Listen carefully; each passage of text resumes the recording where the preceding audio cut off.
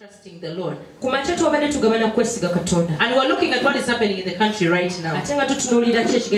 Yes, there is a new wave of COVID. There is always something happening in this world.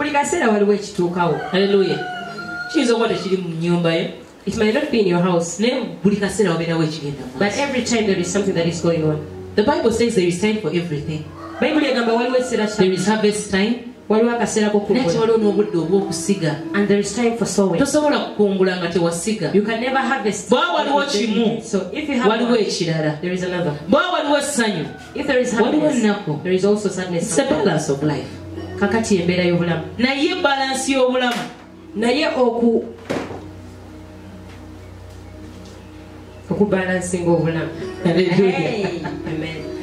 Let the balance of life not put you in a funny state. In the morning we're actually sharing from Mark 13, where Jesus was telling his disciples not to look at what is happening in the world and be worried and say, I think the world is coming to an end. No, that should not be your worry. That because there are rumors that there are wars, let that not be your end. All these things are going to come to pass. And right now, that is what it seems like. The first time COVID came, even the ones that saw, the magnitude they saw was smaller. But then there are those that spoke bigger. But when we stood here, in our country, it was small. Yet in other countries it was huge. Do you think it is by your power? God spoke. Those who had heard. But in God speaking, He did not tell anyone to run. No. He gave us confidence that I'm going to cover you. Hallelujah. I remember we had a fast at the beginning of the year that we never have. In 2019. We never do those fasts. Everyone does them, and for us to be here eating food. In that period, I remember we used to be in Areba in a small room. One of those days I came in and people were praying as if they are joking. And I told people, pray as if you came to. If you don't want, get out. I don't know who remembers that, but I ate and I said, if you don't want to pray, get out. The ones who want to pray, stay in. We prayed and everyone was down and people were crying, but God said something. God showed us that He's going to cover us. And He has not changed that word. So whether it comes in another magnitude, or it comes with horns, or it comes flying, me, I don't care. I have a word. Hallelujah. And I'm standing with that word. That is why you see we are working. We are working in progress.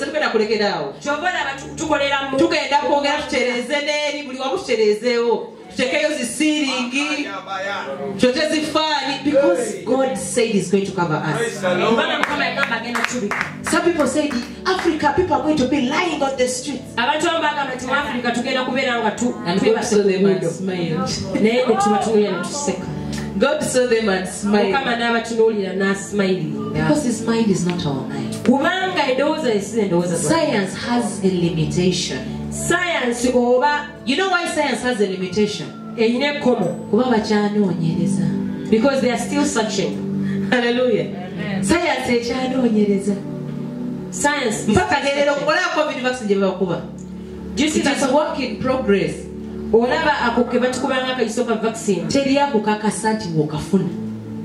There is no surety. There is no surety upon it. No, my dear, it will come for you. Hey, COVID if you don't have God. But some of you have already suffered from COVID. But there are battles that don't fight without you knowing. There is that one morning that you're fine. That fever that doesn't stop, and one morning you're okay. You had COVID, no one tested you, no one gave you a tablet. There was no gene. There was no You see, we have come to a point of fear. We love God in the times of fear. We pray when we are so deep. We are so deep. Someone can sleep here even without all those doors. Because someone dreamt that they are going to knock. As if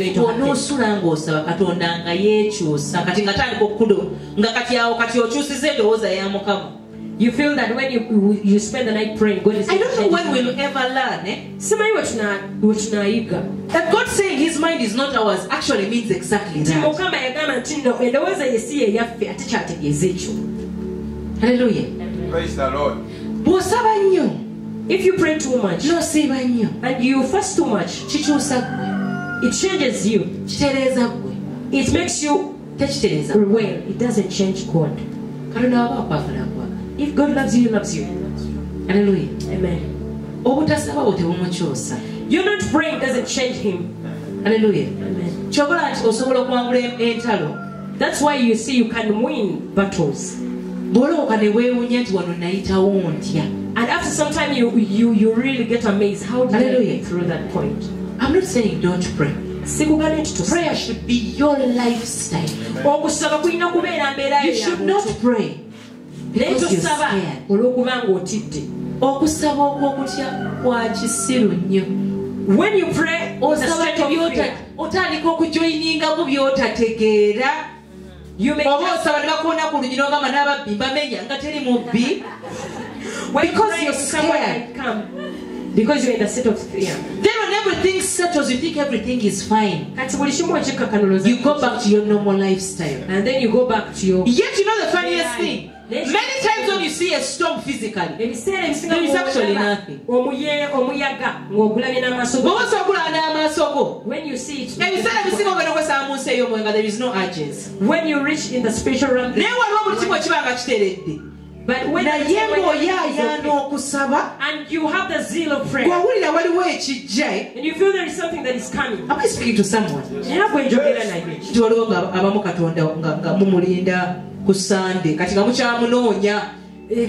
There are some of you that are still looking for. He has to be in your life every moment. I know.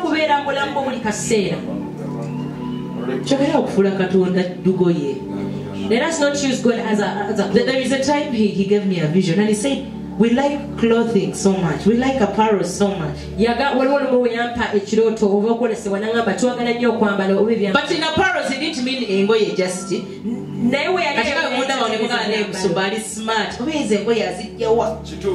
like when you look at me, oh, this side is smart, where does she get those shoes? No, I'm not talking about these clothes. I'm talking about things that we want to be clothed with. We want people to think that we are that much, we pray too much. You see, when we have a conference, when we don't have conference, God doesn't change because of a conference. Even in your house, sing as though you are at the pulpit. Even if you stand the way you are, you can when you're here, you won't remember. It will become a lifestyle. They will call you to pray for food, and you disorganize everything in a place praying for food. Because for you, prayer it's a lifestyle. It is not something that it is not upon you preparing yourself. Just praying for food. Let us pray for brother. Let us ask brother to come, and you say, "Eh, pastor is also there." Let our lives be hinged in Christ. Plugged in. That anytime someone just touches someone touches you, even though you're passing by. Let us not live by the physicality of what we are doing. Hallelujah. A word to a wise. Titus 3. Titus. Tito. Gifty. Pastor Gifty. Interpreter in a Bible Uganda.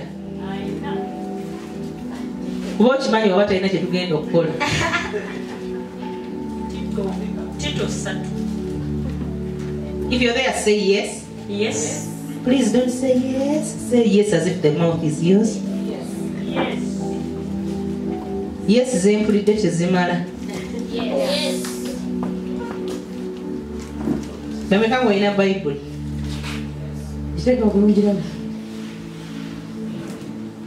What's your Bibles? When you all have a yes, and the Bible says those who say yes when they don't even have a Bible. Titus 3.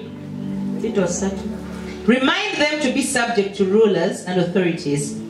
To obey, to be ready for every good work. To speak evil of no one.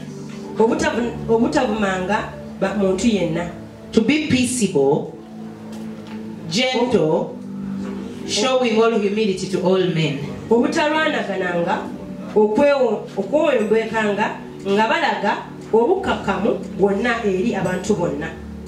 For we ourselves were once foolish, were also once foolish, disobedient, deceived, serving various lusts and pleasures, living in malice and envy, living in malice and envy, hateful and hating one another. But after that,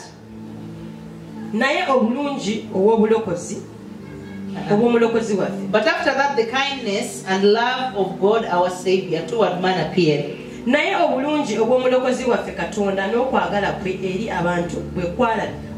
Oh, but when the kindness and the love of God our Savior toward man appeared,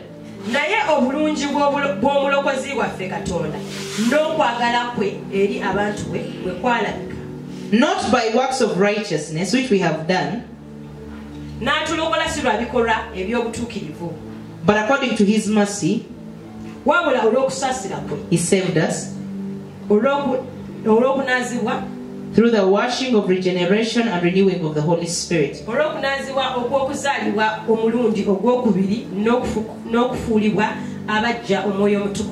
whom he poured out unto us abundantly through Christ Jesus our Savior,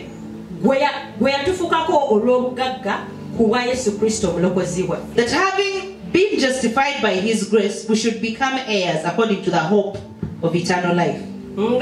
Tumaze okuweebwa obutuukirivu olw'ekisa kyoyo tulyoke tufuuke abasika mu kusuubira obulamu obutaggwaawo. This is a faithful saying, and these things I want you to affirm constantly. Ekigambo kino kyesigwa nnaku bino njagala ggwe okukakasizanga ddala, that those who have believed in God should be careful to maintain good works. Abakkiriza Katonda bajjukirenga okusaako omwoyo ku bikolwa ebirungi. These things are good and profitable for men. Ebyo birungi era bigasa abantu. Hallelujah. Amen. Hallelujah. Nebo tukomanga netuddeeka. Even though we stop there, we go home. Naye abantu tusoma fenna. Some of us, we are not reading. Hallelujah. Are we reading together? God is good. Okay. In the morning we're talking about putting on masks. And how some people have made it another sermon of not putting on masks. And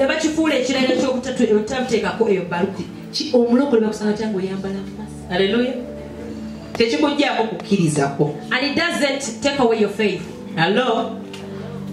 So not putting on a mask and believing that God is going to heal you. You know the funniest thing? If there is no faith here, whether you have not put on a mask, it will not be there. If you don't have faith, even though you speak, it will not work.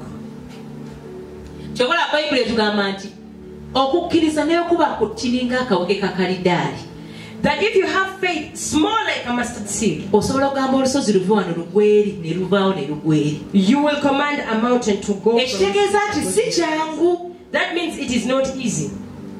Hallelujah. Bw'oyambala masiki ekitegeeza nti masiki ekukuumye naye ab'obuyiiza baagambye. But the authorities have said buli muntu ayambale masiki. Everyone put on the social distancing. Everyone wear take the band.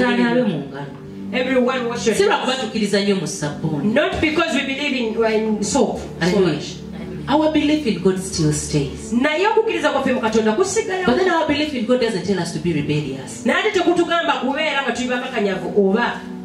Bible has told us to continually be humble to every man. The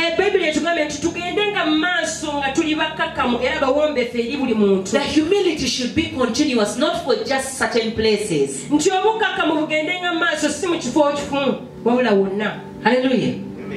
Our challenge in salvation is humility. Our Christo that is where we stopped looking like Christ. Hallelujah. We want so much to look like him, but we don't want to humble us. The Bible tells us that he and he became human and became but for us we have the part of God. But we don't want to be normal human. Hallelujah. Amen. We don't want to. We feel that when we pray for someone, someone gets healed. Everyone has to know. That means that the testimony of Christ in your life is not about you broadcasting it. It will broadcast itself without you actually saying anything. Your good works will broadcast you without you putting them first. You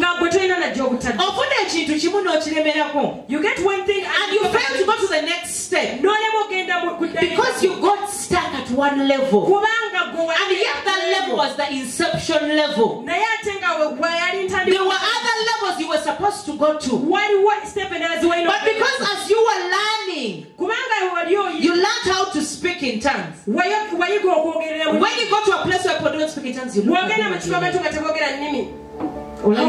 How you want everyone to speak in tongues? You're forcing them to speak in tongues. But some part of the Bible just rubs out of your head. Eh? That part that says that if you don't eat something, do not make a brother fall into disarray because you're eating it. For that brother's salvation, not for your salvation. For that brother's salvation. The Bible has told us, let us speak evil of no man. Let us be peaceable, gentle, showing all humility to all men. Showing humility doesn't mean kissing people's feet. Eh? You know you can kiss my feet now you're lying. I don't know if we understand this. You know when you talk about being humble, some people think that being humble is pretending. It is acting it. Humility is not acted. It is what you give. When someone is humble, they don't have to talk about. You will see them, and you will say this down to earth. Hallelujah. You don't have to do it. That because when you enter church, you entered and you bowed your head, but now you're humble. No. If you're not, it will be all over you. You will enter and put your head out. Because when after entering, you put back the head. Because you're not used to it. But when you are it doesn't mean that God is not with you. It means that you have the surety. You don't need another person to stamp on it. What brings you out of being human or being humble. It's because you want someone to stamp in it. Hallelujah. Praise the Lord. But they had sozo, but they didn't care for me. How did they want it? Hey, they say that's okay. Now you want them to give you a microphone and you understand. The way you want people to respect you should be the way you respect them. Hallelujah. Because what you saw is what you read. We expect people to put us high, to put our podiums high, to look at us and see twinkling stars around us, and yet we disrespect them. Hallelujah. Someone comes and you look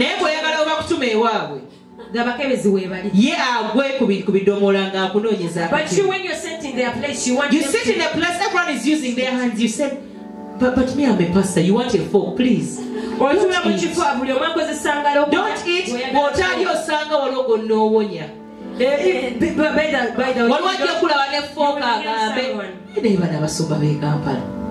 Someone might see you with a fork and say, no, you know we talk about these things and we laugh about them, but it's the truth.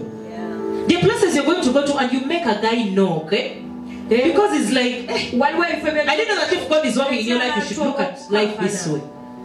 Hallelujah. Then the Bible says, for we ourselves were once foolish. Now that is where the problem is. When you get saved,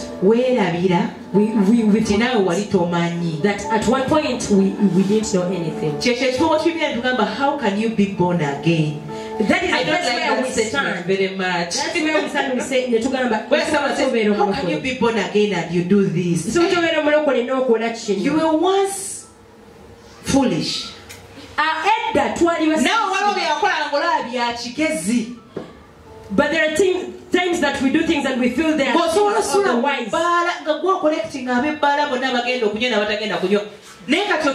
You could sleep in a bar and collect all to that extent. You've also ever been actually that stupid. But you look at someone in the bar. But when we get born again, can you get? We perfect ourselves. And so we do not think that another person needs time. So when you find someone came in and went, you're like, no man from highest level. How can you become born again and then you go back? That is the highest stupidity. Now the grace that you in a place and you stay. Someone else does not have that sustaining. Thank God, because and maybe they need to go twice, thrice to understand. But if you don't have the patience, you don't have the time to understand. Let me tell you, you don't have to go through a situation to understand. If you have God, and when you find someone who has passed through it, have the patience. Why should you have the patience? Because Jesus came to die for us and we put him on the cross. To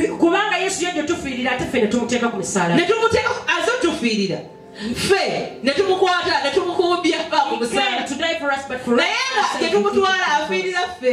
But where we are taking when we ask for Barnabas, Portius Pilate asked, who do you want? Portia, we want Barnabas. They even said, we want the thief, Barnabas. If for him he was that merciful, you're crucifying and he's saying, forgive them for they don't know what they are doing. Have the patience with another man. Have the patience with the man that annoys you every day. How many times did the Bible 77 times. 77 times. But you've not even reached the 6. You are at 2. And you have reached the maximum.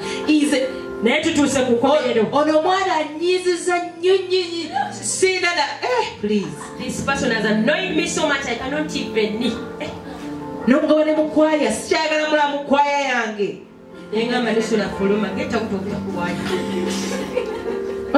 don't have the patience. We have to understand Different people understand it differently. But that doesn't make you a better person. What makes you a better person is understanding that you have God. And God makes you better. Actually, God makes you the best. Hallelujah.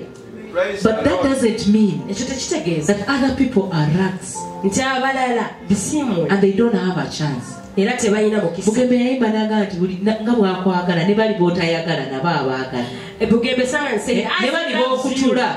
loves also the other ones.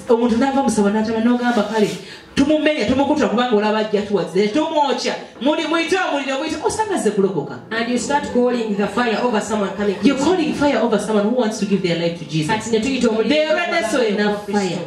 Every time you look at them, you say fire. Fire. Now you see, when you have that mind that God loves everyone, it is easy for you not to judge others. But when you know that for you you're perfect and no one else has understood your perfection, it is not easy for you to accept that they can also get born again.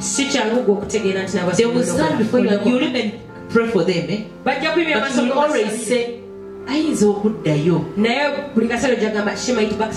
you don't trust the grace of God to actually sustain them. The Bible has said, when the kindness and the love of God our Savior toward man appeared, not by works of righteousness which we have done, but according to his mercy he saved us.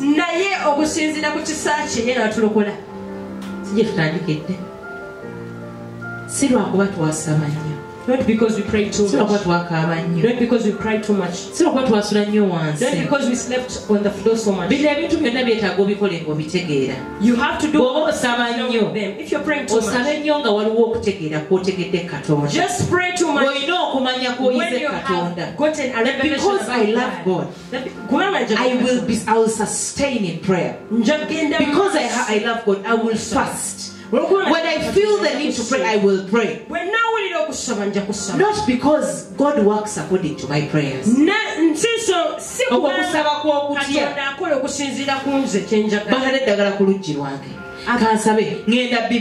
let me tell you, witchcraft medicine has already banned them. Hallelujah. But your conscience will make you even start limping. Let me tell you, you don't even need witchcraft. No. They can cut a chicken and then a dog brings it on your door. And you find it on your door. And you all get sick. Without any witchcraft. But when we are fighting, they brought the munyama. No gamba ngatoka black. You know the head was black. Omuntu wa green was the had green things. You can die before your death time comes. Not because God is not working. Your conscience has blocked out the fact that you're healed.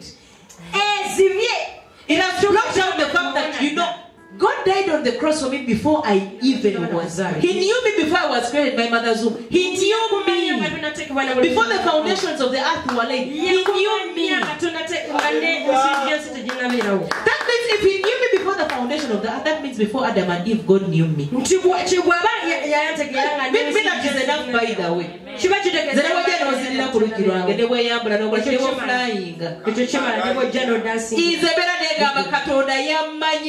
I always that God knew me before the foundation. Before the foundation. Now you dance. Your prayer should not be because I want God to move. Let us move from that era.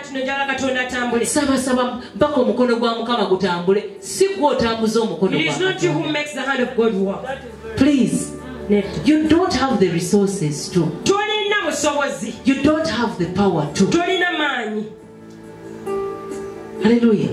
The reason why we pray and we fast, that we understand what God is doing in our life. Because you see, when our senses are blocked, Even when God is doing amazing things, we see other things. We shall see the battle that is happening. There is no any battle. Hallelujah. Amen.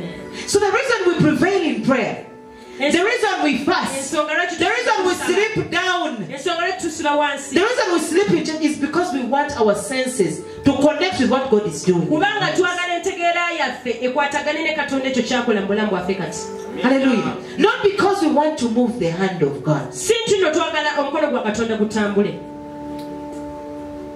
God already moved. He already determined where your life is going. But you can be moving, you're moving in the wrong direction.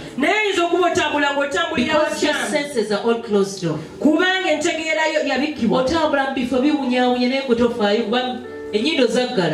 You just walk in smelly places, but you don't care. But everyone knows where you're walking, it is smelly. Hallelujah. Your life looks like something is wrong. But you, because your spiritual senses are closed off,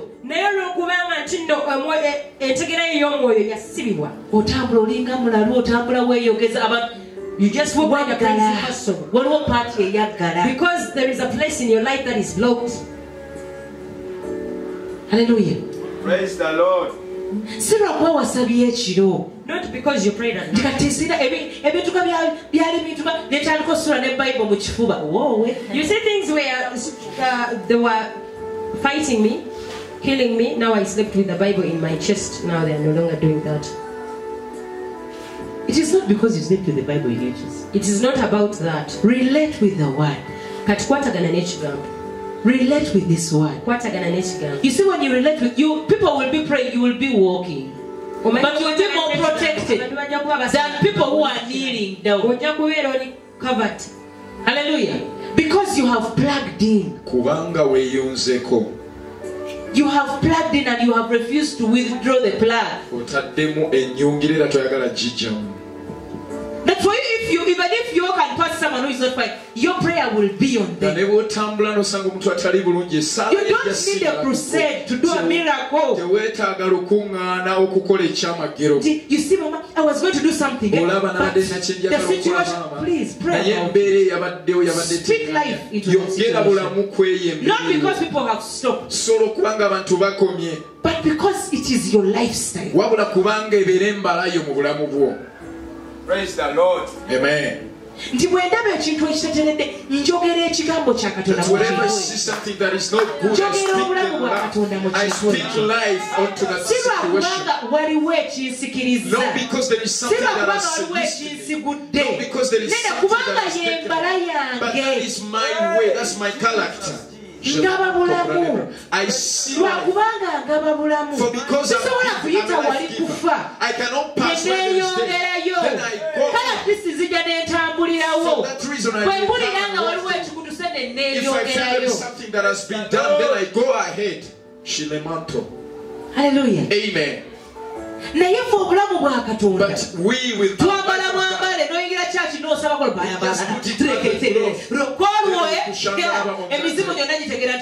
for that day, all demons will know that you have prayed. Then after there you call me. You know, I was just from the church, then I was attacked. Where did it locate you for sure? Hallelujah. Amen. I don't know if you're getting what I'm saying.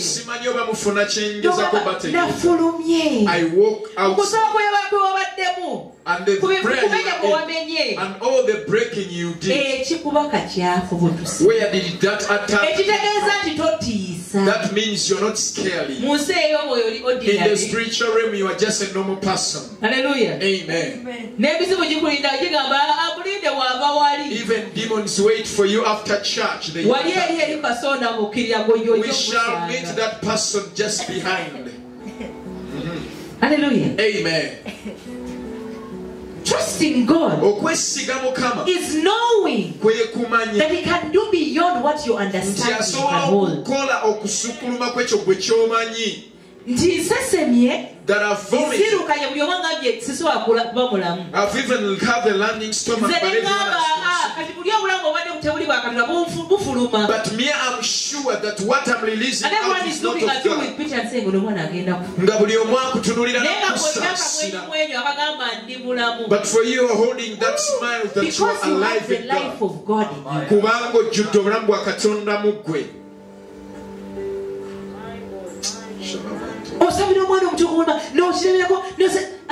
Release life. Don't kill yourself.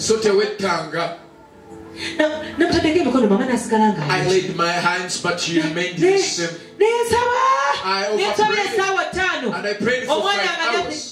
But things were not working out. That means that is your power. You think that when you speak too much, and there God will awake. Are you getting my mind today? If I overshout, then God will awake. And then the hand of Him will move. No, my dear. You have the life of God. Dispense it. Dispense it. Dispensing the life of God doesn't need mechanism, doesn't need gymnastics, doesn't need power.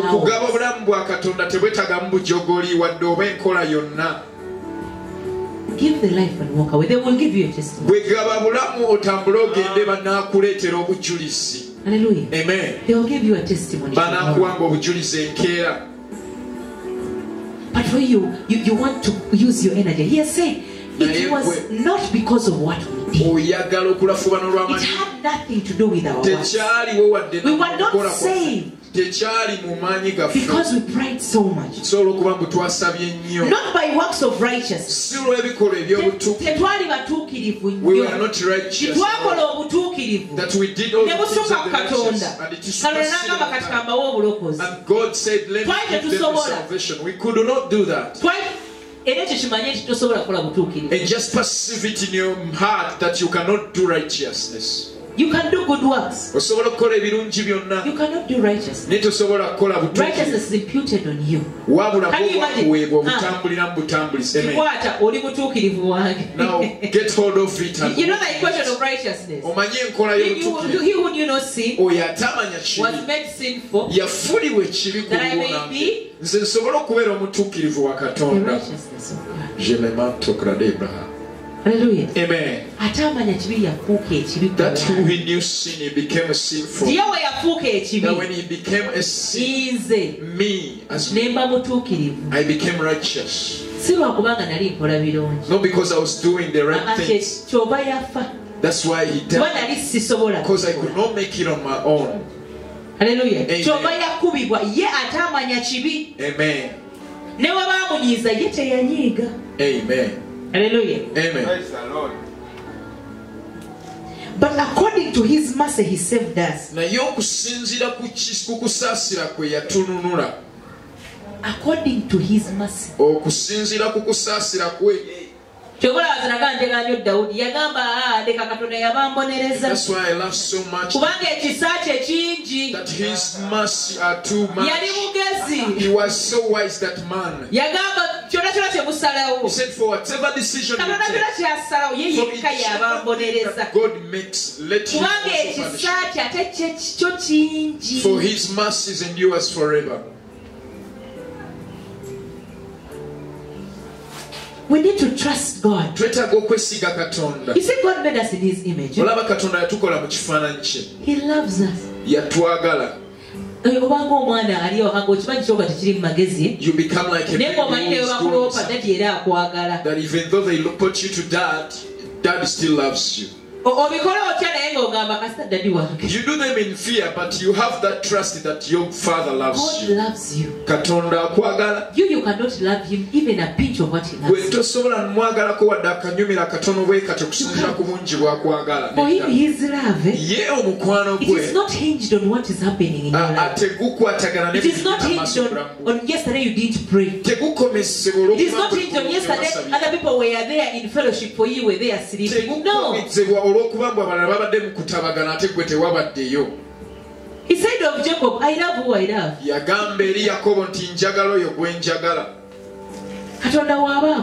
When God loves you, for whatever things that you do, it is because you want to understand the love of God.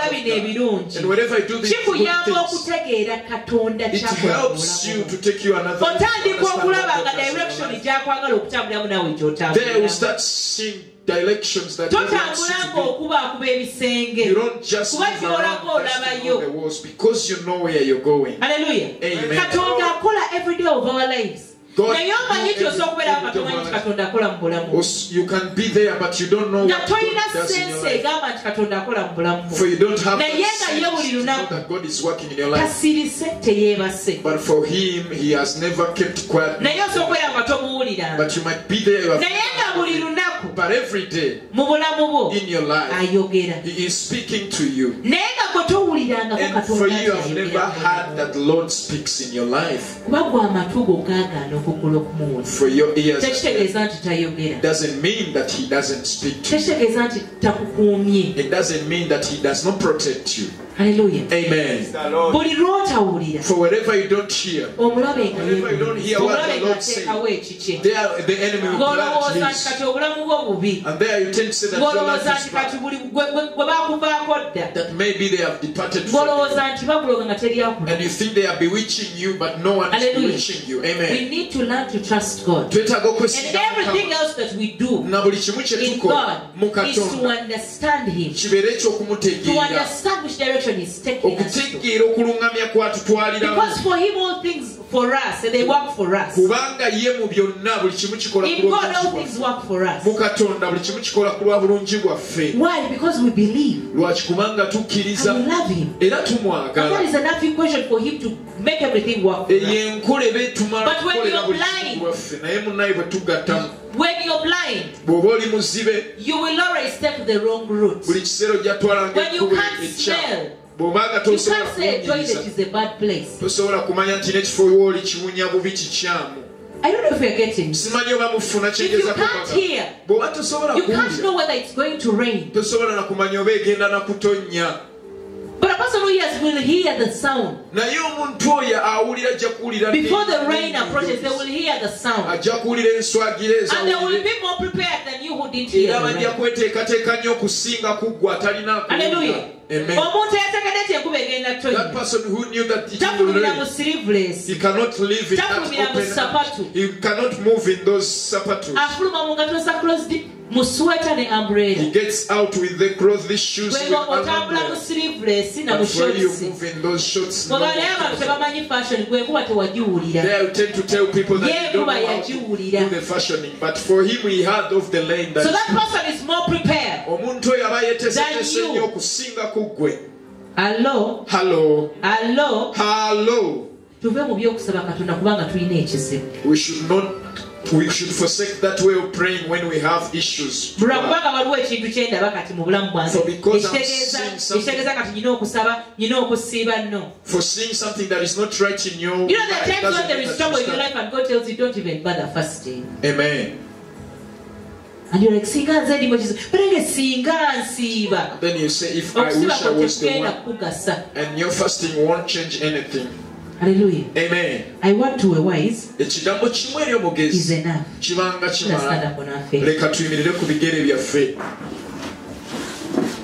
Go and meditate about those words. Many of us don't want to know what God is saying. Actually,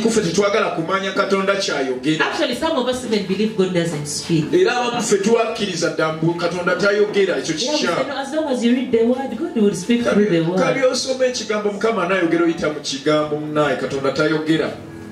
Put yourself in a position where you can hear God. Where you can take instruction. Fellowship is a two-way thing. It is not a dictatorship. When we worship God, when we fellowship with God, it means that there is also something coming from God.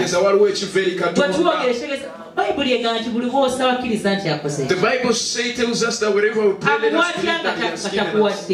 and how can he that means I have hope that there is something. So there is a two-way transaction. Hallelujah. Amen. tulekerawo okubeerawo nga tudictatingira Katonda. Let us stop fetumugamba byetwagala ne tukongaawo.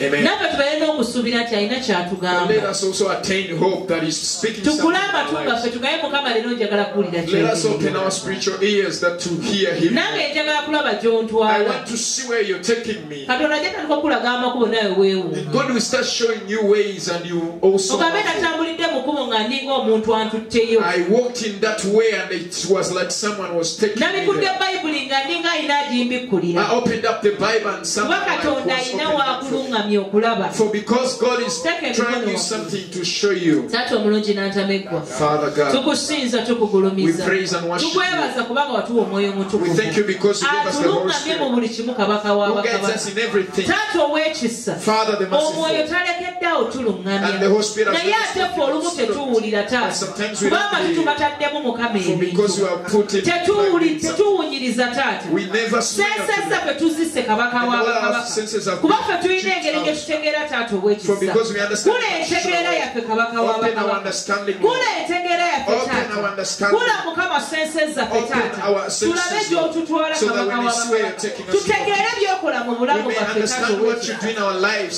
tuleke kulaba Mukama kulimitinga n'antegeera yaffe So that we may taata. not limit you in tulabe our kuteekako understanding. kkomo taata. We may not put the lwakubanga limitation. tulina ffe tetutegedde For taata because we have ow'ekisa. understood something. kula entegeera yaffe Open kabaka our wa bakabaka. understanding, Lord. tutegeere nti bwe twogera naawe Mukama oyogera. that when we speak, bayibuli we know that egamba you speak Mukama also. The nti Bible bwe says yakola okutu era olina that okutu. you made ear, you bwe hear. yakola emimwa naawe You olina made the akamwa mouth, era oyogera you Mukama speak, taata. Lord. olunaku olwaleero gula Mukama And today all open our us senses. in all our senses, tubenga tusobola okureceiving okuva so that we may gy'oli. receive from you, Lord. kabaka w'abakabaka. King of kings. ekigambo kyo tekirimba. Your word never ate lies. ekigambo kyo ky'amaanyi. Your word is powerful. ekigambo kyo kitonda. Your word is ate creative. ekigambo ky'otuwadde Your kabaka word is the w'abakabaka. same you have given unto us, Tetutambuliramu Lord. taata ow'ekisa. It's the word that we move leka into. kitonde Mukama mu Let bulamu it bwaffe. create in our leka lives. Mukama kitereeze Let it ebyagaana kabaka prepare everything w'abakabaka. that was Mukama made. tukwebaza. We thank you, Lord, kuba Mukama gwe for teweebase. you have never slept. We give you all the glory, Lord Jesus. Tukuliza And we amatendo give you gonna. all the honor. Era tukuwe